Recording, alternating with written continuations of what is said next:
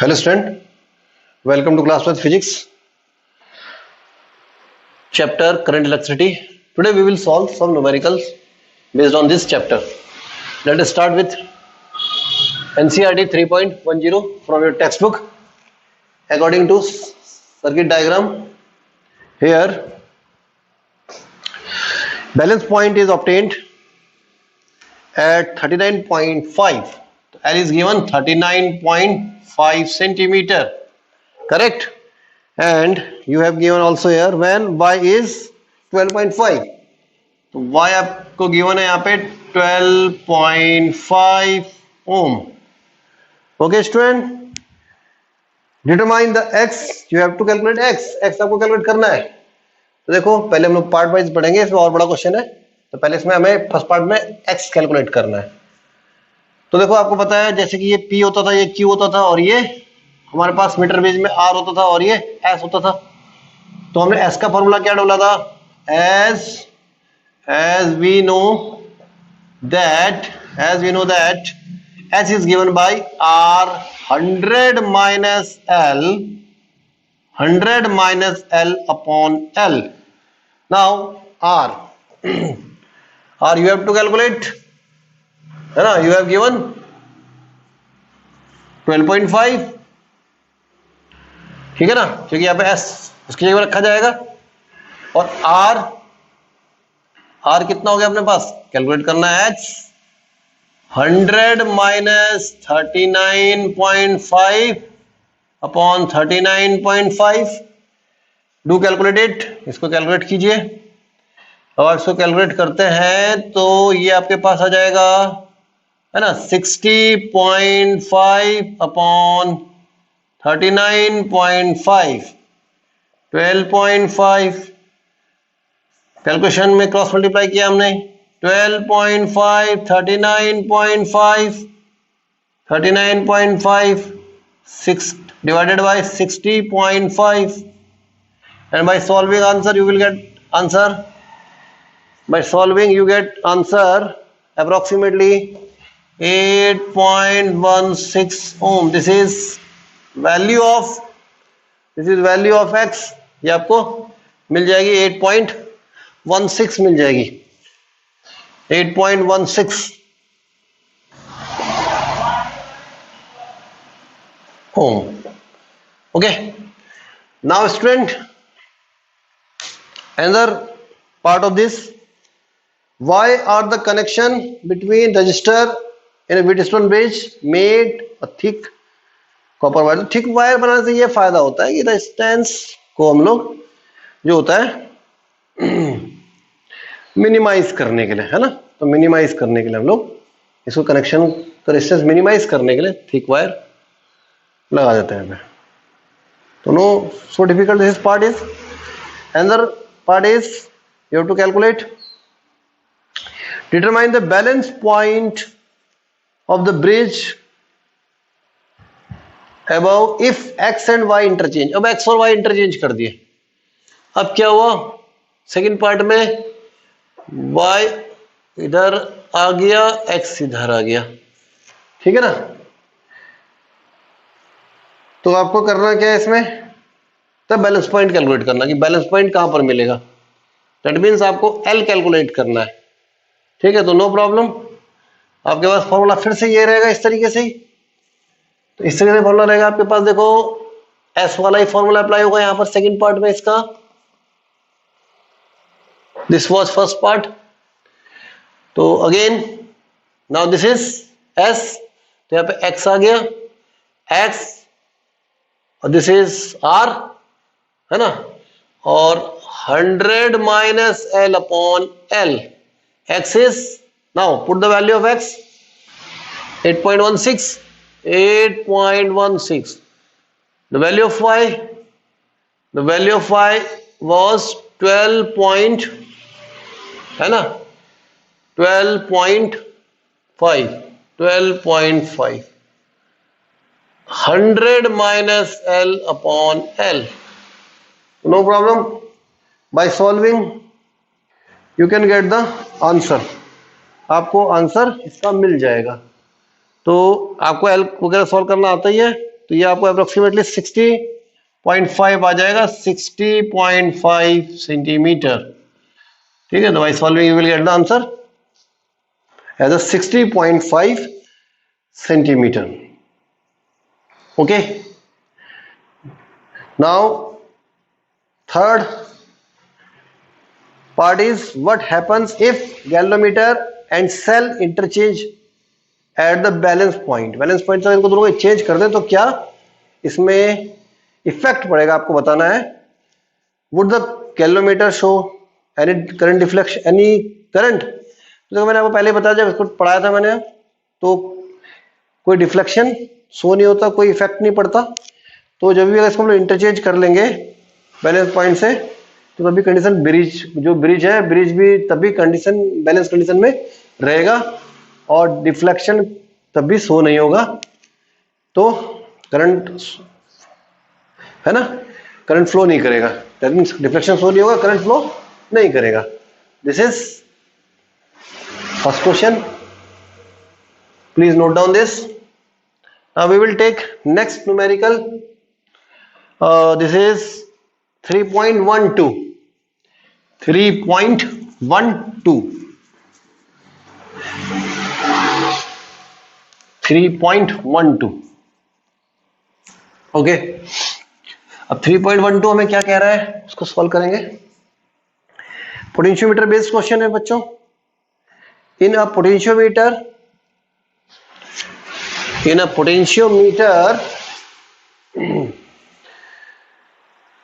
arrangement a cell of EMF 1.25 volt, ये आपको given है। तो आपको ई दे रखा है, मान लो सपोज अभी ई मान लेते हैं इसको 1.25 volt, this is E you have given. अभी देखते हैं कितने ई दे रखे हैं। Balance point position is, then balance point position is 35 centimetre, 35 centimetre. Okay, cell replaced, अगर सेल को रिप्लेस कर दे, दूसरा सेल लेके आ गए, इन दो सेल की बात करो तो E1 E2 कर देते हैं यहाँ पे, है ना। अगर नया सेल लेके आ गए E2, तो कह रहा है वो बैलेंस पोजीशन शिफ्टेड 63, तो तब बैलेंस पोजीशन क्या हो गई, 63 सेंटीमीटर हो गई बच्चों। ठीक है, तो आपको इसमें कैलकुलेट करना है second EMF of second cell, you have to calculate EMF of second cell this. तो नॉर्मली तो आपको पता ही है, बहुत आसान है। कंपेयरिंग ऑफ सेल वाला फॉर्मूला जो एप्लीकेशन था हमारा पोटेंशियोमीटर का, उससे कर लेंगे। E1 upon E2 is equal to L1 upon L2 से सॉल्व हो जाएगा। अब E1 कितना है देखो 1.25, E2 आपको कैलकुलेट करना है, L1 35, L2 63। ठीक है, तो 7 से कट गया, 5 time 9 time. Now cross multiply, 5 E2 is equal to 1.25 into 9। ठीक है ना, इसको डिवाइड में भेज देते थे यहां से, तो ये तुम्हारे पास कट जाएगा 0.25, है ना, और तुम्हारा 225 आ गया। तो ये आ गया तुम्हारे पास बाय सॉल्विंग, ये तुम्हारे पास आ गया 2.25 वोल्ट। तो बहुत सिंपल न्यूमेरिकल था। Student, now we have next numerical 3.23। According to circuit diagram, we have given potentiometer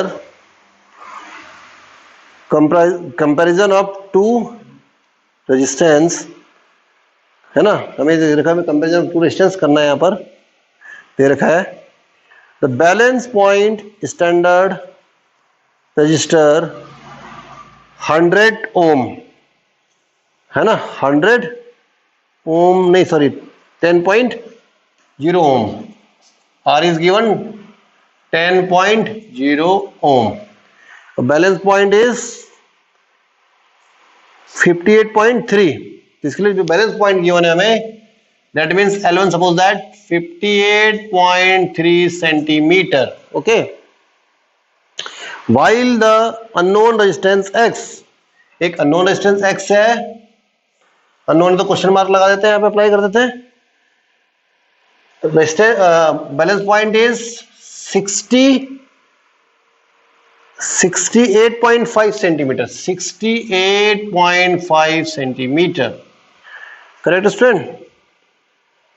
okay, determine the value of x, you have to calculate value of x. Okay, what might you do if you fail to find the balance point with the given cell, है ना? तो चलो पहले हम लोग इसको यही calculate करते हैं, तब डिस्कस करेंगे आगे वाला पॉइंट। ओके, तो as we know that by the comparison of cell of 2 EMF we have formula what? हमारा फॉर्मूला होता है E1 upon E2 is equal to L1 upon L2, है ना? चाहे इसको हम लोग रेसिप्रोकल की भाषा में बोले तो एक ही चीज है। अब देखो यहां पर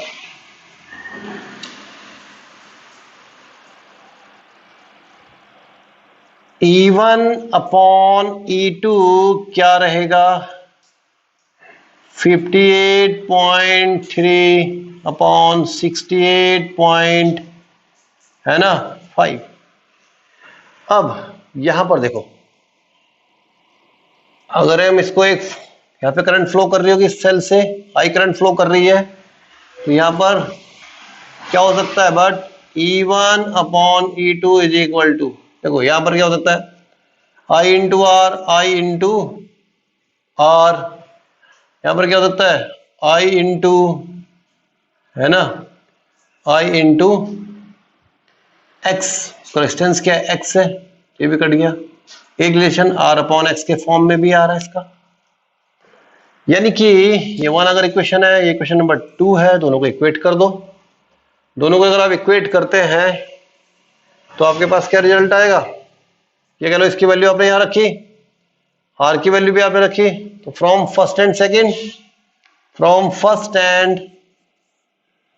second equation we can solve it. इसको क्या सॉल्व कर सकते हैं? R upon X is equal to 58.3 upon 68.5, this is 10x 58.3 upon 68.5. So by solving you will get the answer as 11.75, है ना? आपको आंसर आ जाएगा 11.75 ओम, ये आपको आंसर आ जाएगा स्टूडेंट। ये आपको सॉल्व करना आता ही है, ठीक है? तो सेकंड पॉइंट देखो, जो इसका जो डिस्कस हो रहा था, इसको नोट डाउन करें प्लीज। तो इसका जो सेकंड पॉइंट हो रहा था discuss, what might you do if you fail to find the balance point with the given cell. अगर आपको बैलेंस पॉइंट नहीं मिल रहा है तो आप क्या करेंगे, है ना? अगर बैलेंस पॉइंट नहीं मिल रहा है तो इसका मतलब कहीं ना कहीं पोटेंशियल ड्रॉप है, ठीक है? और उस पोटेंशियल ड्रॉप को हम लोग समझने की कोशिश करेंगे और उसको रिड्यूस करेंगे। रिड्यूस कैसे करेंगे, है ना? करंट को रिड्यूस करके हम लोग इसको रिड्यूस करेंगे। तो ये इसमें दूसरा पॉइंट रिलेटेड हो गया।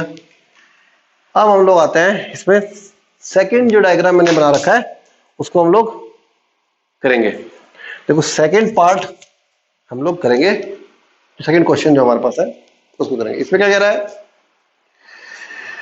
इसमें ये कह रहा है हमारे पास अकॉर्डिंग टू फिगर 3.24 जो भी न्यूमेरिकल है इसके related, shows 2.0 volt potentiometer, 2.0 volt potentiometer है हमारे पास, used to determine the internal resistance of 1.5 volt. इसका यूज 1.5 वोल्ट के लिए यूज किया गया है। द बैलेंस पॉइंट, है ना, the balance point of the cell is 76.3 when resistor of 9.5 is use, जब 9.5 इस पे लगाया रजिस्टर हमने यहाँ पर, ठीक है, आप एनसीईआरटी में क्वेश्चन देख सकते हैं और अच्छे से।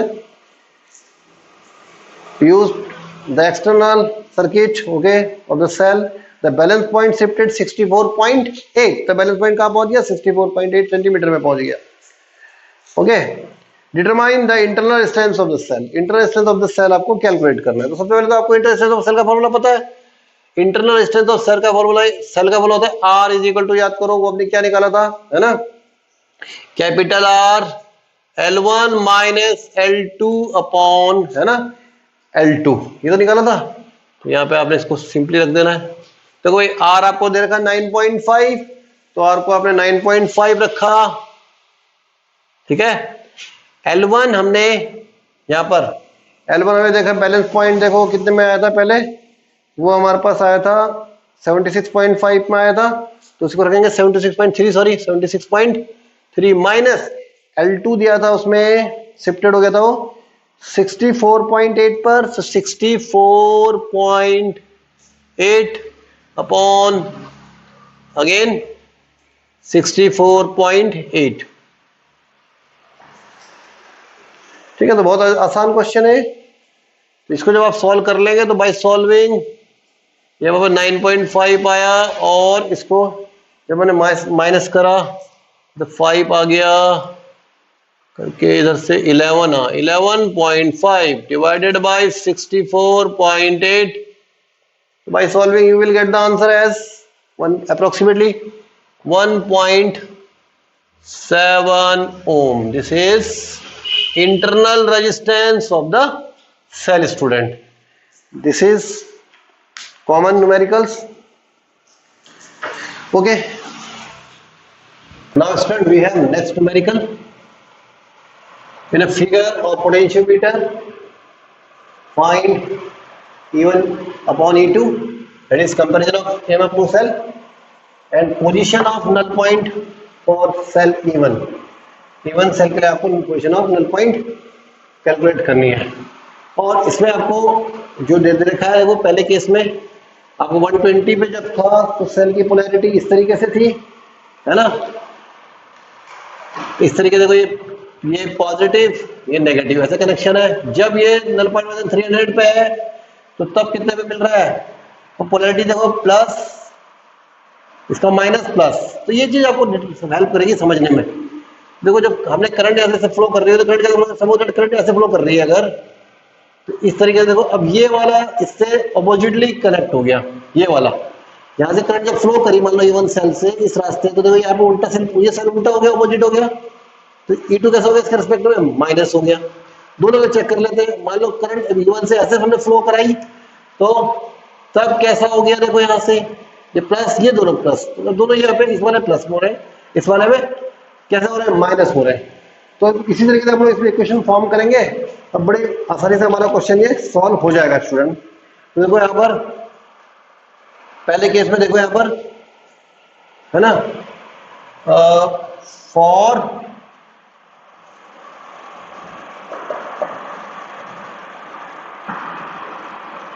null point position that is L 300 centimetre के लिए सॉल्व करते हैं।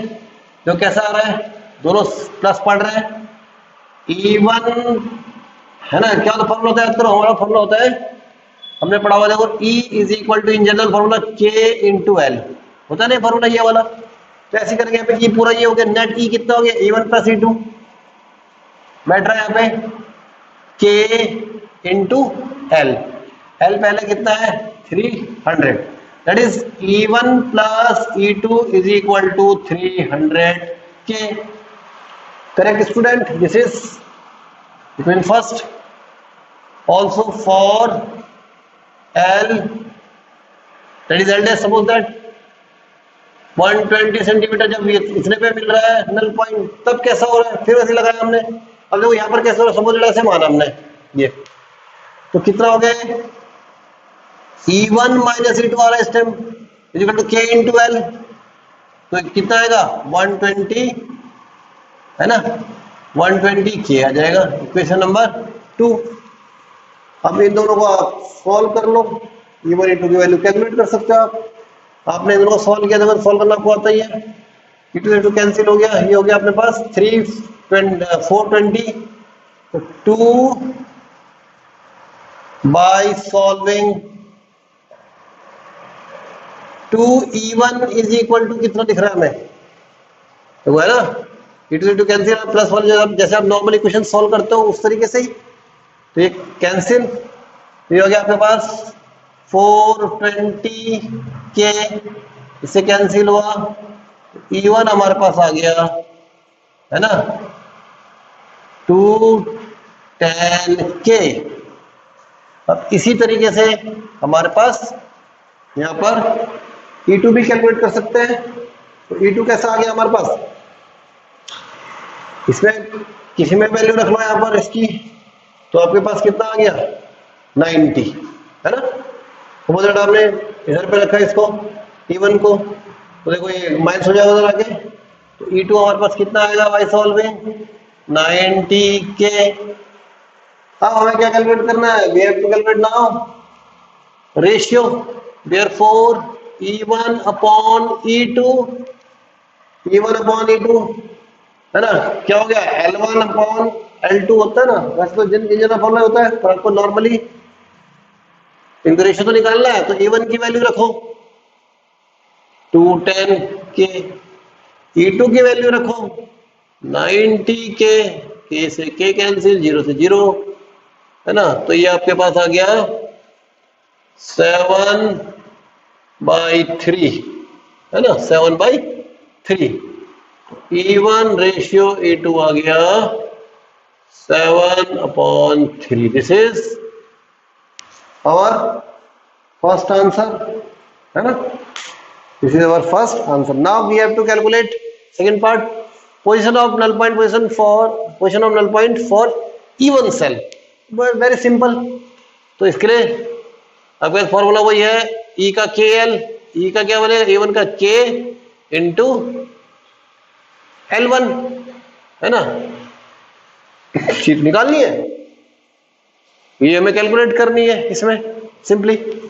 तो इसमें आपको रखेंगे वैल्यू, देखो L1 कैसा आएगा हमारे पास, L1 आ जाएगा यहाँ पर E1 अपॉन K, ये आ जाएगा है ना, और E1 की वैल्यू आपको पता ही है, E1 की वैल्यू आपको पता ही है कितनी है 210 है, 210 अपॉन K से K कैंसिल, तो L1 कैसा आ गया हमारे पास, L1 आ गया 210 centimetre. This is our second answer student. तो आपको समझ में आ गया होगा, इसमें पोलैरिटी दे रखी थी, ऑपोजिट करी हुई थी है ना, यहाँ पर ऑपोजिट करी हुई थी तो माइनस वाला इक्वेशन बना, और यहाँ पे एक ही डायरेक्शन में करंट से हमने चेक किया, फ्लो ऑफ करंट से हमने इसको चेक किया, तो बड़े इजीली आपको ये आंसर मिल गया student. Now student we have next numerical according to figure A in Wheatstone bridge we have to calculate value of resistance R, correct student? That means अगर हमें ये चीज गिवन है तो ये ब्रिज बैलेंस कंडीशन में होगा, और हमें ब्रिज की प्रॉपर्टी लगानी है, Wheatstone ब्रिज की प्रॉपर्टी। तो as you know that in bridge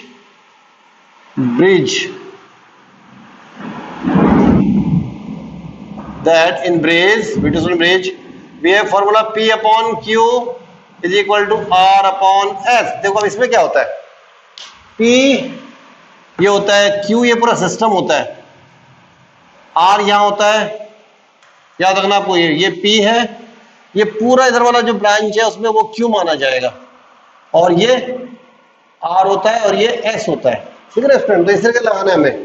अब देखो Q ना इस तरीके से स्प्लिट हो रखा है, तो Q मतलब देखो दो तरीके से, दो उसमें स्प्लिट हो रखा है, ये वहां पे R को 100 के साथ पैरेलल में कनेक्ट किया हुआ है, तो उस तरीके से इसको सॉल्व करेंगे, ठीक है, तो आपको कंफ्यूज होने की जरूरत नहीं है। तो देखो करते हैं इसको सॉल्व। P है 100, Q को फिलहाल मैं Q ले रहा हूं क्योंकि आपको पता है थोड़ा सा कॉम्प्लिकेटेड हो जाएगा ये, इसको फिर अच्छे सॉल्व कर लेंगे। R 200 और s कितना है 40. Correct student? Now this is 2 time cancel, this is 20 time, that means 1 upon q is equal to 1 upon 20. ठीक है student? Okay. Now what is the value of q? The value of q is 20 ohm. ठीक है. अब ये value of q का क्या suggest कर रहे हैं पूरा. अब देखो q मतलब क्या है, इन दोनों का रिजल्टेंट है, इन दोनों का रिजल्टेंट है, दैट मींस ये पैरेलल में कनेक्टेड है, पैरेलल का रिजल्टेंट है. तो यहाँ पे पैरेलल लॉ से इसको सॉल्व करेंगे. तो पैरेलल का क्या है ना, तो यहाँ पर क्या लगेगा, since q is parallel, q is resultant of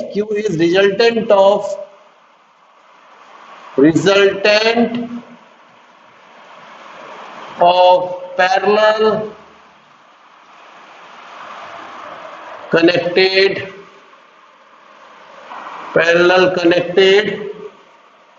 resistances